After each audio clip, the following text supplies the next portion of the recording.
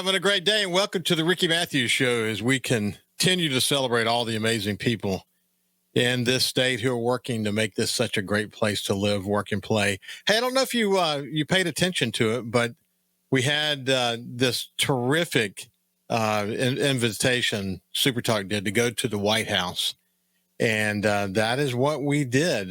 Gerard went there and went into the White House complex on the invitation of the White House media team, and spent the program interviewing various people in the administration and others that are there to cover the administration. It was quite an honor, and I know he enjoyed it, and it was just kind of a really notable moment for SuperTalk Mississippi to have that opportunity. Hope we get a chance to go back again.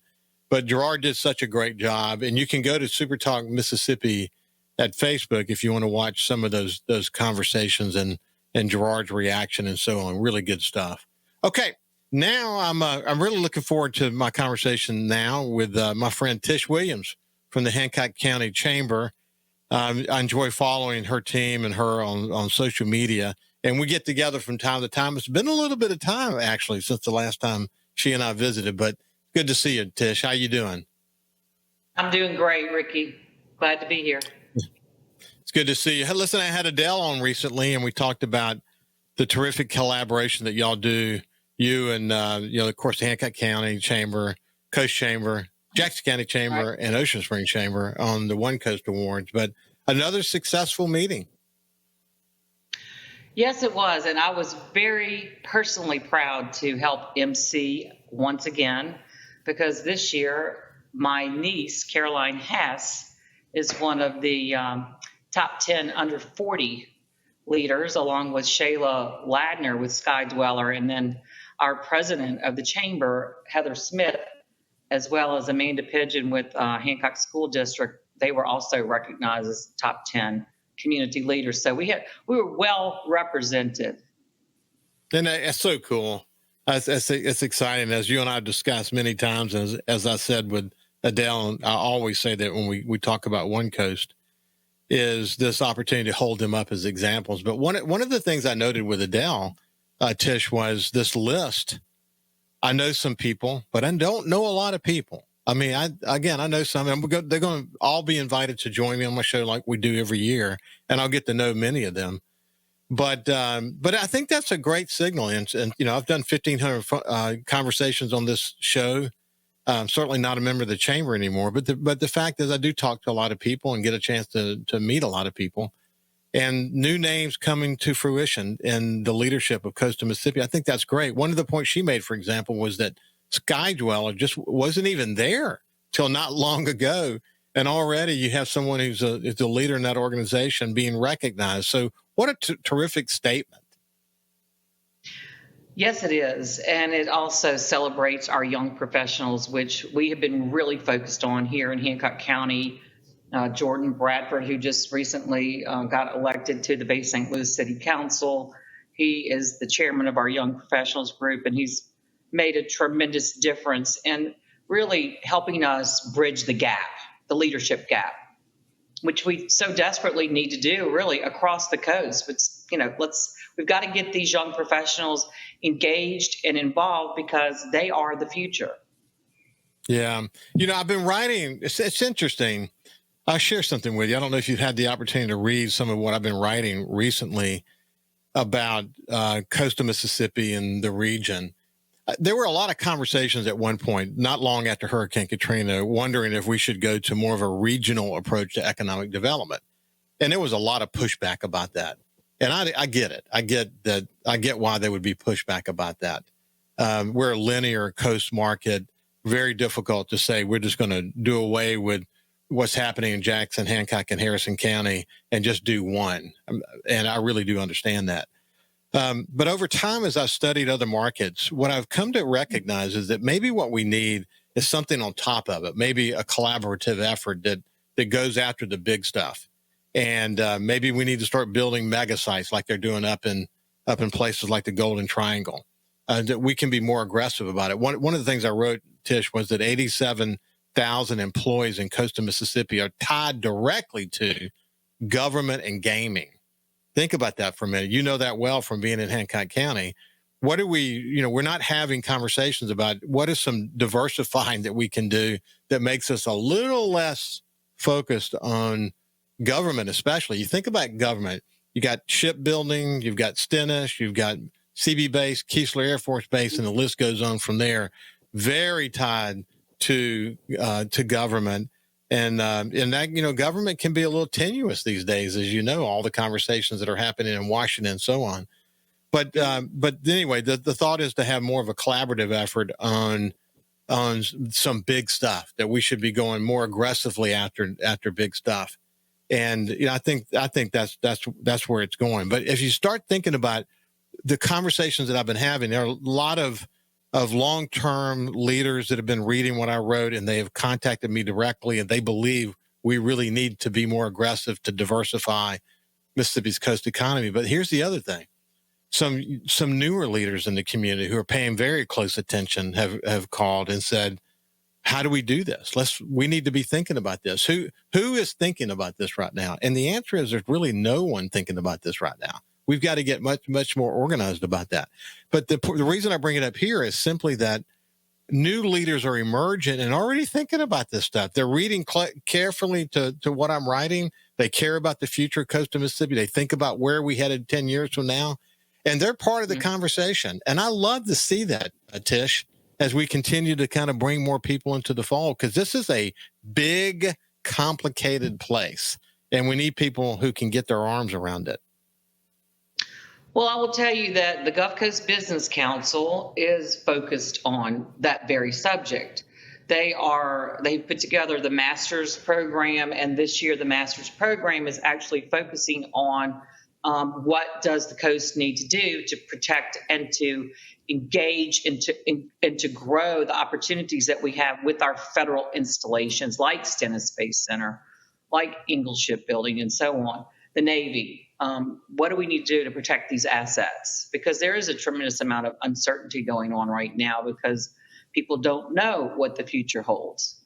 And so that I'm looking forward. We have put some money in the program, representing Partners for Stennis and Michoud, the chairman, Mark Glorioso of our group, and looking forward to the white paper that will come out from that group, because I think that that's going to address part of what you're saying. Yeah, I think one of the things that we've got to do is, I said that. I mean, and you think about the position of Ingalls Shipbuilding today, they're so strongly positioned right now. You think about Stennis and the buffer zone and what that brings to the table in terms of testing and so on. You think about like cybersecurity and the kind of high-tech training that's going on at Keesler right now. And then CB, of course, the CB base, they've got people that have been deployed all around the world. I mean, some of them we know about in humanitarian efforts. Some we don't even know about. They're in efforts that are involved in military operations that are not necessarily public. But we're operating from a position of strength. There's no question about it.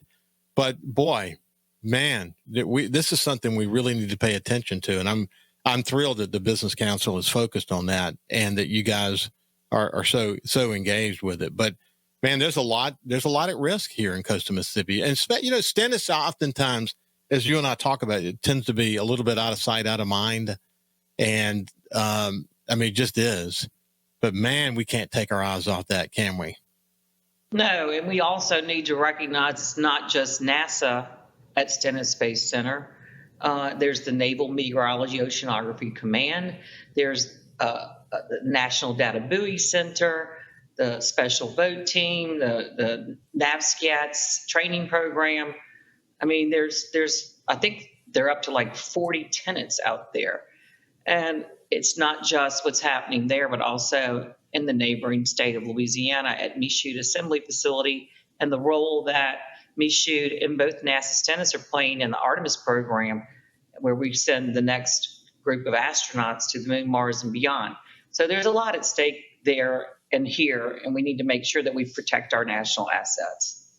And I think our congressional delegation will do just that, I think one of the great things, and you're speaking of One Coast Awards, and we'll start this in we're coming to the end of the segment. We'll finish on the other side. But you think about the leadership programs that you have and the others have as well, the other chambers have as well. But just to think specifically about yours, it used to be that the chamber was just this kind of small organization, in Bay St. Louis, kind of doing what chambers do.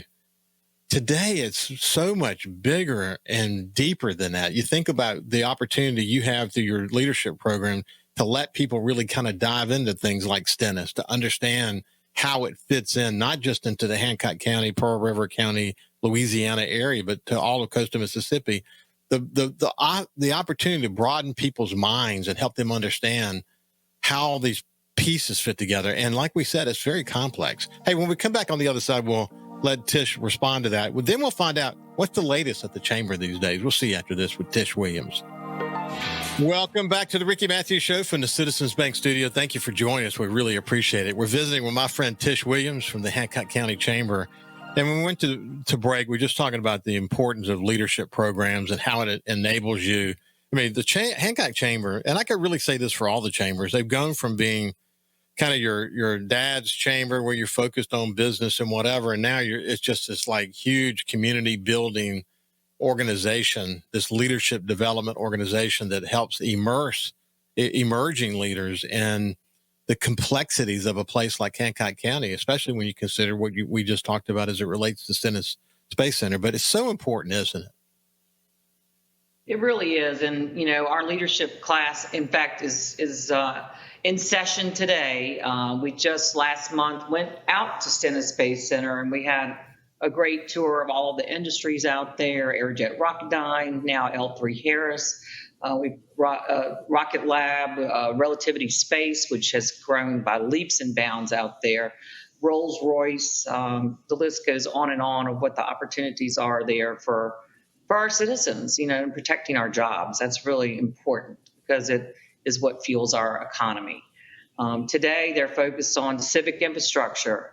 Another part is that one of them said, you just don't know what you don't know. Okay. And that the leadership program helps you find out what you don't know. So we've had some great presentations from the county, the county administrator, the circuit court, the circuit clerk, the chancery court, the chancery clerk. They're on their way to the jail right now. They're going to find out another way of life that they don't want to know about. Right. But we have a beautiful public facility there and a great sheriff at the helm. So later we're going to be talking with all of the mayors in Hancock County and our legislative delegation. So it's going to be a great day for them. It sounds action-packed. So listen, Tish, you guys are doing a great job on social media. I love the way you visit with businesses and chamber members and do ribbon cuttings and all of that for people who want to have a deeper view of what some of these new businesses are all about. What I enjoy about it, you guys do a great job of doing that. But what I enjoy about it is your genuine enthusiasm for your members and for new businesses. It really comes through on your video. But you enjoy doing that, don't you? Well, I studied to be a broadcast journalist, but I never got to do it until now. And so Ann Petrie, and Janice Jones on our team, we enjoy it because it helps us get out to the community. And the community stops me when I'm around town and they'll say, thank you so much for, going and doing these interviews with the businesses because it helps them to fully understand what we have to offer here. So it's just a lot of fun, because hey, listen, I've mentioned this before. I've mentioned this before, but I want to make sure that it's top of mind for you. But when you're out and about and you find someone who would be a really interesting person to have on the show that we could really dive into and hear their backstory and all of that, please let Cammie know. We love finding new people to celebrate and talk to. So don't forget to do that. Everybody I interview is worthy of being interviewed by you. Well, then bring them on. Bring them on. I'd love that. You guys have had a lot of activities going on. I mean, it's never a dull moment for your very large staff, is it? No, staff of me and two people. Well, look, let me tell you something. We have added 3 new major events onto our already major list of meetings and events. We have 150 meetings and events throughout the year. But this past year, we brought back the Parade of Homes for Sale. It was a huge success. We partnered with the Arts Alive Festival, and we had probably 50 sponsors who participated with us, and we showcased over 50 homes for sale. You can see that right now, HancockMSMyHome.com. Those homes that haven't yet sold, you can go online and see the great inventory of properties. I think that this is probably the most important thing that we can do as a chamber, is to get behind and support the real estate industry, because they are our ambassadors. They're the ones out there bringing in new residents, and home sales and new residents are going to help drive the economy for our small businesses. So it was a great thing, and we're going to do it again next year too. I'm telling you, man, no matter who I talk to, the Bay St. Louis area, I know it goes beyond that. You even spend time thinking long and hard about places like Diamond Head, for example. But Bay St. Louis in particular comes up a lot in many of my conversations with real estate brokers and people who are watching sort of the scene here. I mean, it's been on fire there for quite a while, and it continues to be on fire. Isn't it true? Right. And I think the Bay area, the Bay is known. And then once you get them into the Bay, then they can be funneled to Waveland, the Kill, the unincorporated areas of Hancock County, Diamond Head. There's really a lot of opportunity here. And, this is a really important year for us, because it's the 100th anniversary of the founding of the Chamber. We were founded 100 years ago by the Bay St. Louis Rotary Club. So the two organizations, as well as Mississippi Power, we're all celebrating the 100 years. Can you believe that? So you're still enjoying your office where you're located now? I love my office. This is my most favorite office, other than when I was on the second floor of Hancock Bank. But this is the perfect office for the Chamber, because we have a business resource center on the first floor, and the community is able to come and meet. And you know how important it is to bring people together, because when you do, they can work toward common goals. And when they connect, things happen. Opportunities are created that might not have happened if they didn't have that opportunity to gather.